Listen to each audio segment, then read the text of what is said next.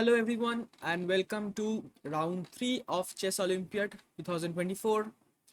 We are back covering India's run in the round 3 against Hungary B, that is the home team.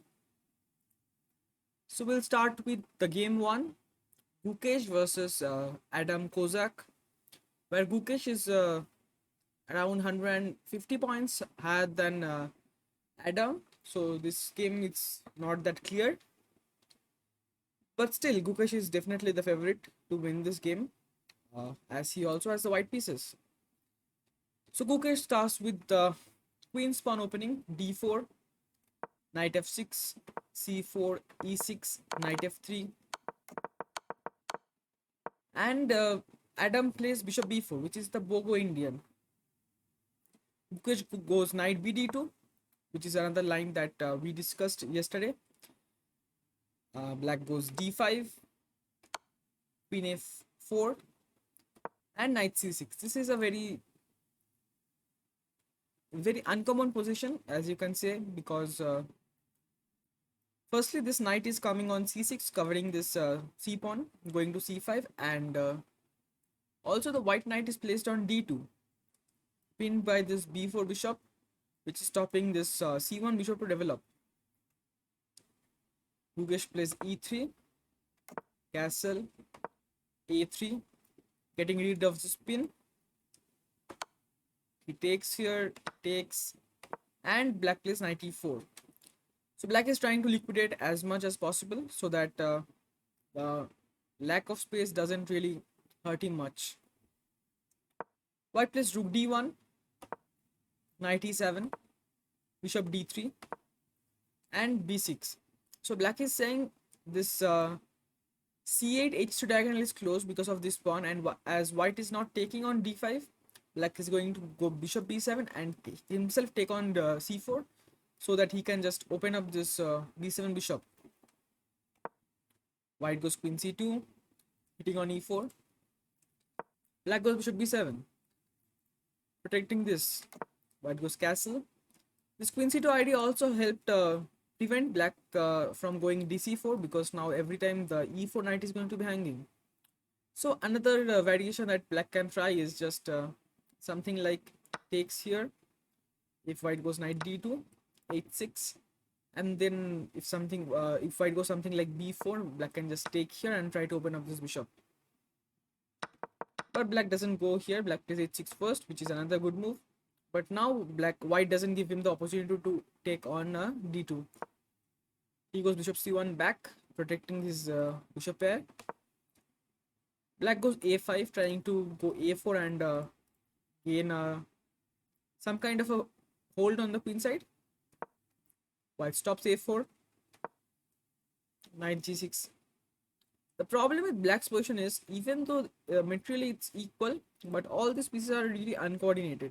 Like this knight is not doing much, this knight on e4 is not doing much because it is not really attacking anything, and this bishop can't be opened because this e4 knight will be always be hanging.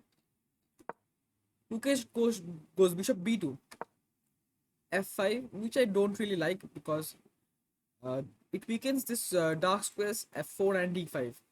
But on the other hand, he's trying to solidify the e4 knight so that he can just take on c4 and open up this bishop. White goes a4, opening up this dark square diagonal. He moves out of the diagonal. White goes knight e1. This is a really interesting maneuver.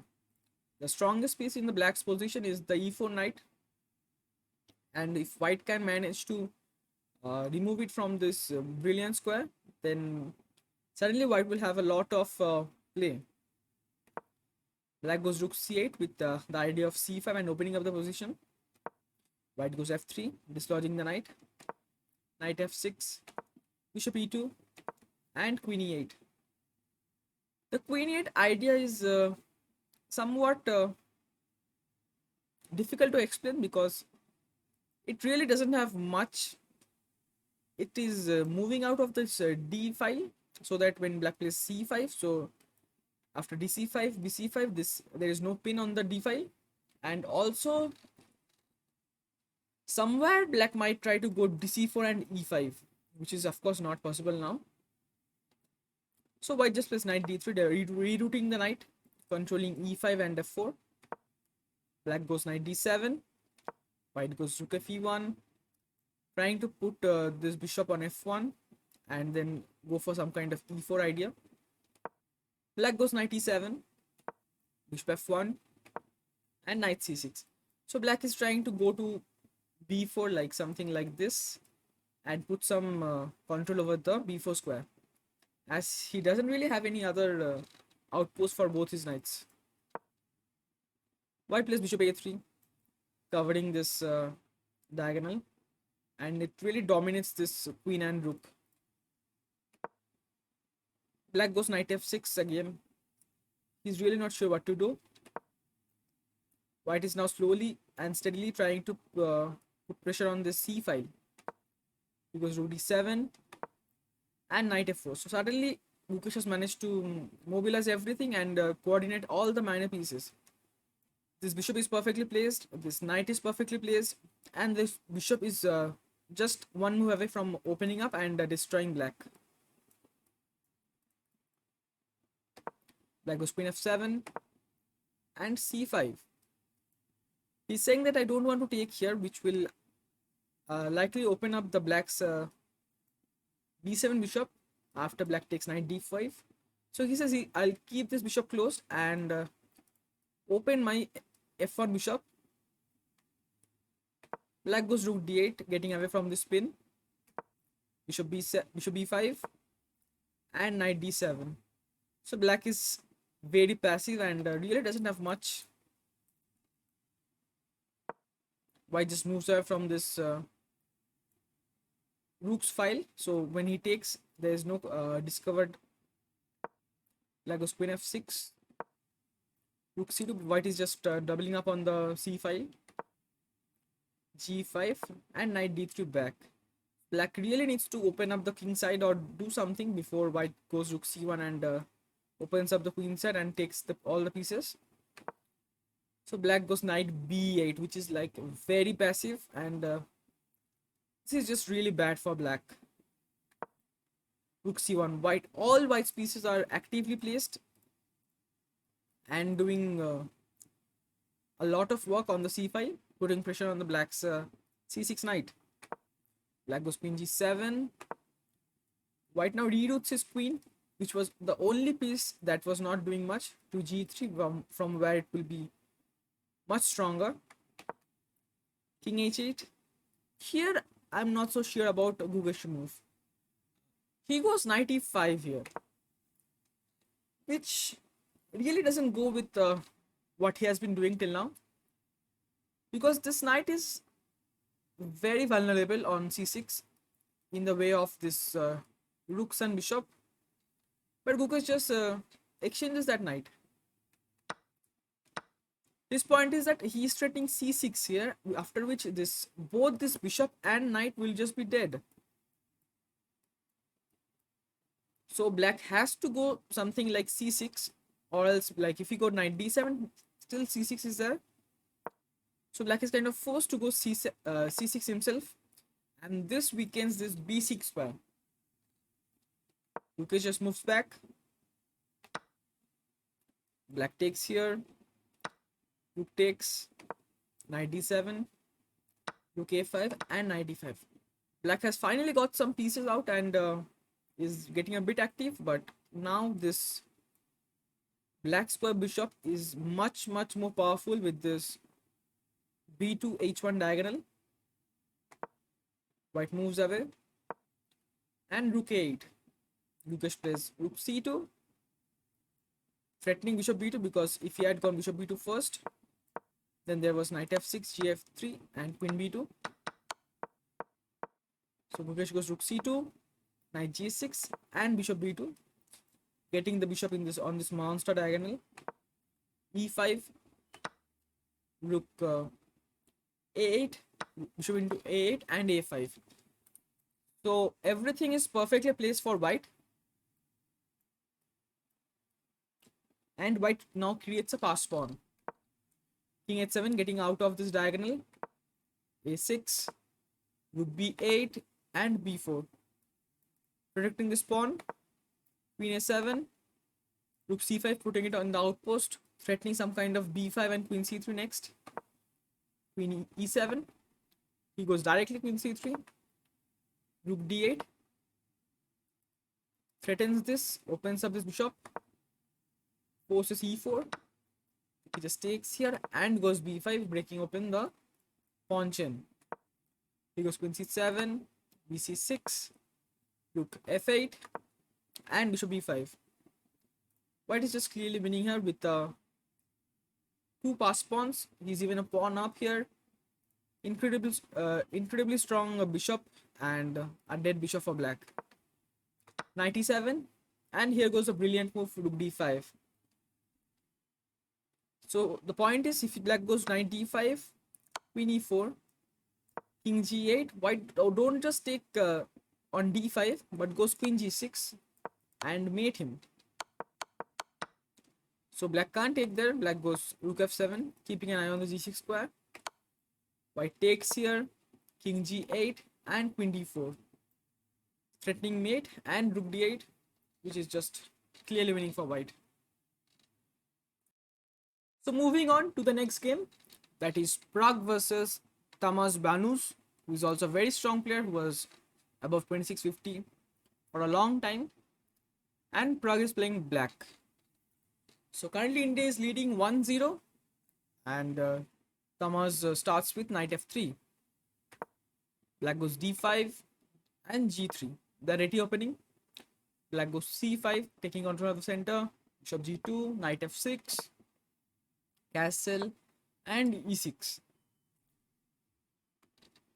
This is one of the main line black can go. Black can also play knight c6, but this is not that good because white can go d4, cd4 and knight d4. This is the reverse Grunfeld, which is not that great for black.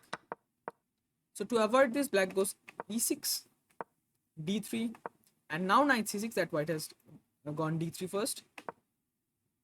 White goes a4. So he's kind of playing a reverse King's Indian kind of structure without this knight d2 e4 idea. Black goes bishop e7, bishop f4, bishop d6, just takes and takes. So black has exchanged this dark square bishop. Black will go e5 next and have a very comfortable position. White goes knight d2, e5, e4 and d4. So black has managed to get a very strong center and also get rid of this dark square bishop, which was going to be very bad here. Knight c4, queen c7, c3 and bishop g4, pinning this. So cd4, always black has knight d4, h3, bishop f3 and bishop f3. So white is now left with this bad bishop on f3. Black has this two knights and the position is close. So technically black should be better here, but still this f3 bishop might get dangerous very easily with something like h4, bishop g2, bishop h3. Black goes castle, queen b3, g6, getting the king to a dark square, a5 and queen e7. So black has managed to get everything perfectly placed here, mobilized everything, connected the rooks, and he's ready to go for more expansion on the queen side.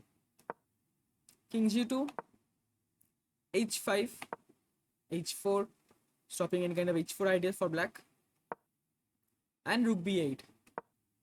White goes rook c1, rook d8, putting more pressure on the d file, keeping an eye on the d3 pawn, bishop e2 and knight e8. Black is trying to reroute the knight to e6 here and sometime go g5 and open up the king side. White goes knight d2, knight c7, knight f3 and knight e6. Black gets the knight to e6 perfectly on time to stop knight g5. White goes rook f4, and now black mobilizes the queen side as this knight is not on c4.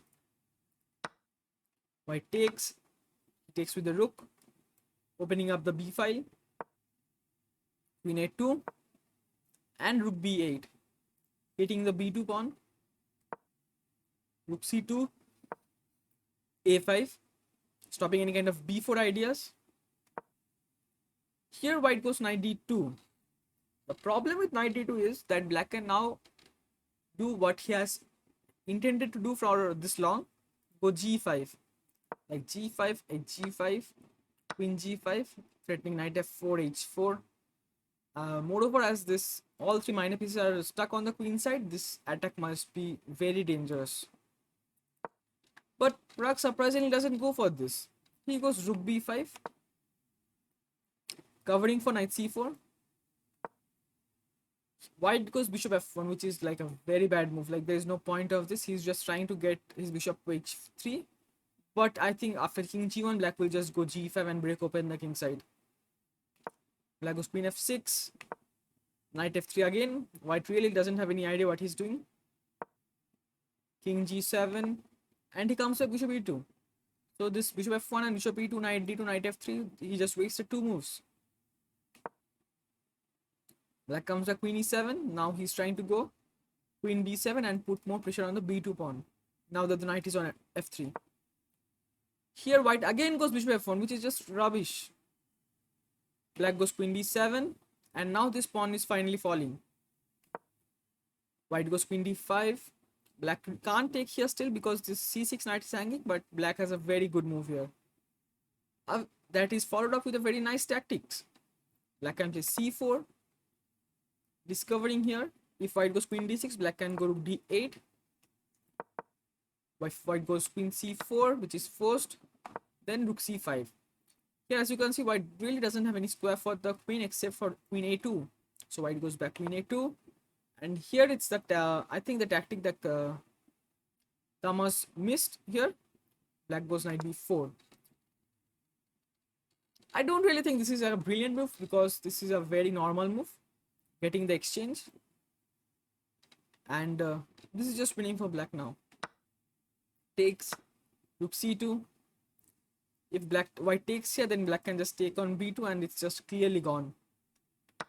White takes on e5. Here black goes queen e7, which is really not the greatest move. Here black could have gone queen c7, hitting this knight, and after knight b3, knight f3, then black can just take on b4, and he's just to exchange up here. But after queen e7, white goes queen b1. Black just moves back. White goes rook a5, which is again a bad move because white should have gone knight c4, putting it on the outpost and threatening to take on a5 next. So after a into b5, white can go rook a6, and this is really not over because with this active rook on a6 and knight on c4, white still is in the game. But he just blunders here with rook a5. Black takes on b4, rook a2. White is really passive, other than being an exchange down. Here Pragg again goes rook b7, which is really not good because I think he could have just gone something like rook b5, hitting this if the knight moves, just opening up the king side again. But Pragg goes knight rook b7, knight c4, and rook a7, which is the idea, exchanging one pair of rooks. But the difference here is white has two pawns, so the exchange is almost equalized because the bishop is 3 points and 2 pawns is 2 points, so 5 points for, and the rook is also 5 points. Queen a1, queen b8, takes. So queen b8 is basically the idea to not give this a file to the queen, and he has to go back to d1. Queen a8, queen f3, rook a1, bishop e2, which is a really bad move. I think he should have gone something like something aggressive like knight d6, hitting the f7 pawn, and if black goes queen a7, then he can go knight e8 and keep making more threats against the black king. White goes bishop e2, queen a2, trying to create a battery on the back rank, which will be devastating for white. White finally goes knight d6, but now here black can just go knight d8, covering the square, and this queen has already got one move extra, so this move is directly coming. White moves king h2, queen b1, threatening queen g1 and queen h1, exchanging the queens. White again goes king h3, he really is very confused. Black exchanges the queen, which I can really understand, because with the queen on the board, white always has some kind of perpetual threats, but without the queen, black can slowly grind away the win. Also, the computer doesn't like queen h1. I think this is a very good move. Exchanges the queen, king g2, rook e1, putting the bishop on f1, which is really bad. And now the knight comes to b4. Knight c4, knight b4. I think still, if white played very precisely, then he could still manage to hold the draw, but of course, it's not possible with 3 minutes on the clock. White goes f4, f6, king f2, hitting this rook, rook d1, and now this d3 pawn falls. White goes e5, f5, and here I think the last chance white had was to go bishop e2, keeping an eye on this d3 pawn, because if black goes knight d3, white can go king f3, knight e1, and king f2, forcing a repetition here. But white just gives up the d3 pawn for free. Black, I think he missed rook d3, because he was thinking of knight d3 first. Then white had king e2, rook g1, and king d3. Here black really has not much, because these two pawns are very strong, and with this knight, this pawn runs directly to b6. So rook d3, bishop f3, knight a6, rerouting the knight to e4, bishop e2, and rook b3. So keeping the knight locked on c4, and this e5 pawn is always under control by the king. Bishop d1, rook b4, hitting this, bishop b2 is forced, or b3, which is also loses, because this comes directly under the attack of the knight. Knight c5, knight d2, and knight e4. So black just forces white to take on e4. If it had taken, then black would just take here and have two very strong pass pawns, connected pass pawns in the middle of the board, which is just resigns for white. But of course, white had to go king e1, giving up the g3 pawn, and white still tries to play something like knight c4. With all these weaknesses, exchange down, white really doesn't have much. Black comes back knight e4, going to knight c5 and take the pawn on b3. So white just resigns here.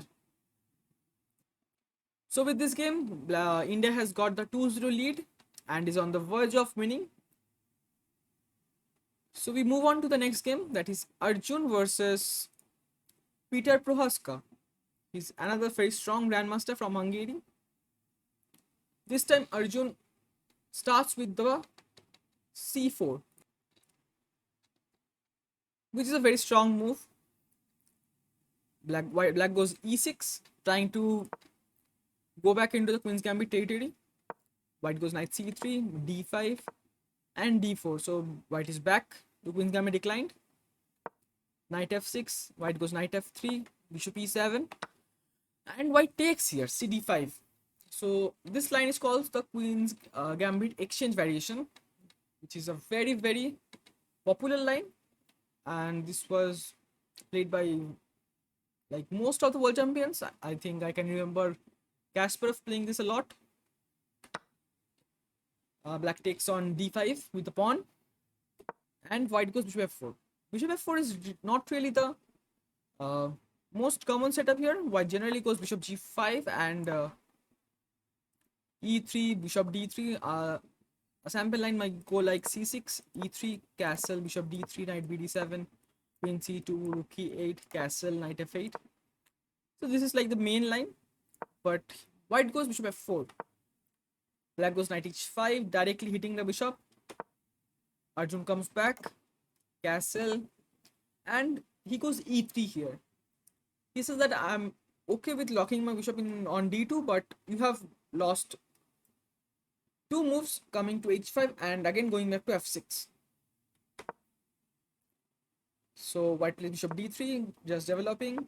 Knight bd7, queen c2, getting ready to attack on the king side. c6, protecting this d5 pawn. And here white plays a very interesting move. g4, going straight away for the black king. Threatening g5 and bishop h7. Here black goes knight e4, straight away a big mistake.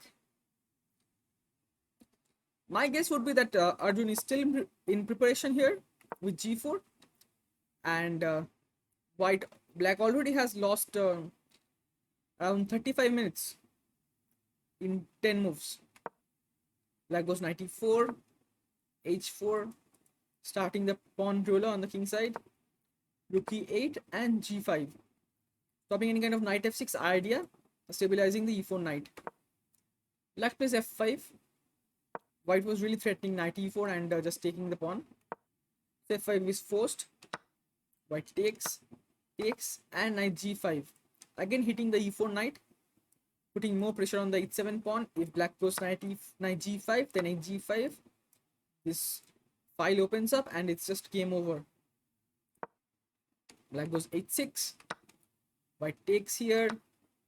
D into e4, knight into e4, knight into e4, and bishop into e4. So after all the simplification, white has ended up being a pawn up while keeping the bishop pair here and a very dangerous attack on the black king. Black goes bishop e6, rook g1. The computer doesn't like it, but I think it's very fine because this is just bringing the rook on the g file, which anyway it's going to come and attack on the g7 pawn. Black goes bishop h6. Long castle, queen e7, some kind of threat like this to take this dangerous e4 bishop. White just moves away, bishop g6, rook d8, and bishop c3, protecting this d4 pawn, which will help him to go something like e4, e5 in the future.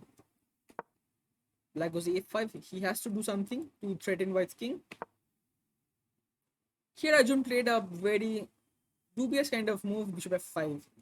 Because I think this bishop was very strong on g6 and he could have gone directly for e4 and e5. Something like f4, f5, just going for the kill. But for some reason he goes bishop f5. Here black could have gotten the equality back with bishop into f5, queen into f5 and b5. So with this one move, black has got two tempos and is ready to get b5 and a4 immediately. But black doesn't find this. Black goes for the greedy bishop into a2, which I can understand that he's not really seeing anything immediate here, and he's saying that if I can get b5, b4, then you are in very big trouble. White goes rook g6, rook f8. I think here black should have gone directly for the kill here, a4, threatening here.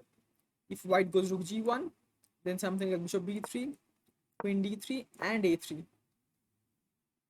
But he really doesn't go for this, which is very bad. He goes for passive defense. Rook f8. Now white gets the momentum back with rook g1, king h8 and e4. Here comes the pawn storm, dislodging the bishop from f6 and getting the g7 pawn. He has to protect this like this pawn like this, very sad. White goes queen d2, queen f8, d5, e into d5 and e5. So the difference is, if white has had directly gone this, then black can go bishop into h4, e6 and black can take this f5 bishop, and this bishop is not opened. So white goes first for this, opening up this c3 bishop. If black had taken here, Then white will just take here, threatening rook h6 and getting the queen on the dangerous diagonal. So black takes on d5, e5, bishop into h4 and e6. Here comes a brilliant sequence of moves. As you can see, this bishop on c3, f5, double rook on g5, queen on d2, everything is looking at this black king and it's bound to be get mated. He desperately tries to close this c3 bishop, but it's in vain, as Arjun has already calculated this. I think even something like queen h6 directly wins here, because after g8-6, e7 here also come, which would have been a bit flashy, but anyways, Arjun goes for e7, which is another very good move.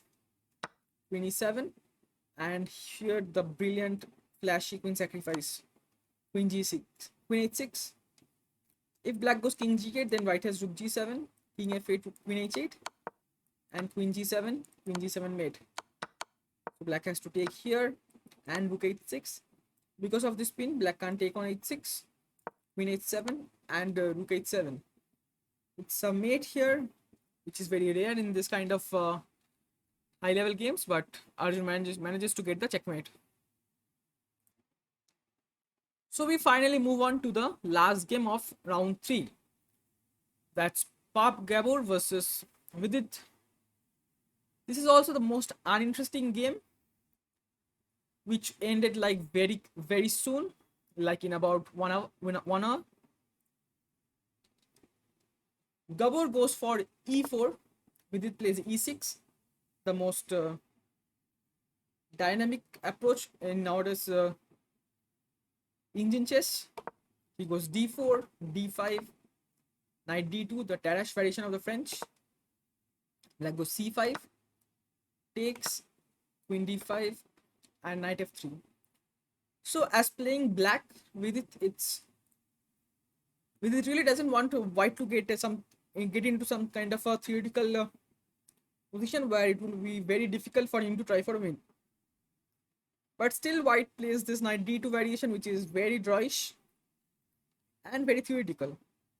With it goes cd4, bishop c4, queen d7, castle, knight c6. Everything is theory till now. Knight b3, a6, knight d4, knight d4, knight d4, and queen c7. So this is very well known theory till now, and we can also see that both the players knew this, because both had more than Vidit had 1 hour 31 minutes, white had 1 hour 28 minutes. White goes bishop d3, knight f6, rook e1, bishop d6, and h3. Black was threatening this and also developed his bishop. He's going to castle next. Black castles. Here white goes bishop g5. This is still theory. Black goes bishop h2. It's always nice to get the king on h1, which always weakens the f2 square, and also might in the future create some battery and a checkmate threat on h2. Black goes bishop e5 back. Here white just forces the draw with rook e5, queen e5, f4. If black takes here, white has bishop h7 winning. So black has to go back queen c7. White takes, queen g4, king h8, and queen h4, threatening queen f6 and queen h7. Black has to forcefully go f5 to stop this mate, and white can directly take the draw with queen g5, king g6, queen g5, king h8, king f6. But he plays just one move, knight f5, just to see if black blunders mate in one, but of course he doesn't. Black takes back, and white just repeats with queen g5, king h8, queen f6, king g8, queen g5, king h8, queen f6, king g8, and that is a draw. In this game, Vidit really couldn't do much because White just forced Black to go into a theoretically drawn opening without much for Black to do or deviate from. But we don't mind this because with this draw, India wins the game and the match with 3.5 out of 4, which is a very good score on the third round of this Olympiad against a strong team like Hungary too. So this is how India is now currently leading the uh, Olympiad with four out of 4s and 1 3.5, along with United States. But India has a much better tiebreak. So India is just clearly leading here. Tomorrow, India is going to play the strong Serbian team. And the board pairings are not yet out, but hopefully we'll be seeing a very, very big clash tomorrow. As there is one 2700 Sarana and around 4 2600s. So a big fight coming up. So thank you guys for staying till now. If you guys like this kind of content, and hope to see this, see more of this in the future, please like and subscribe. And I'll see you guys tomorrow with the recap of round 4, India versus Serbia. Thank you everyone. Bye bye.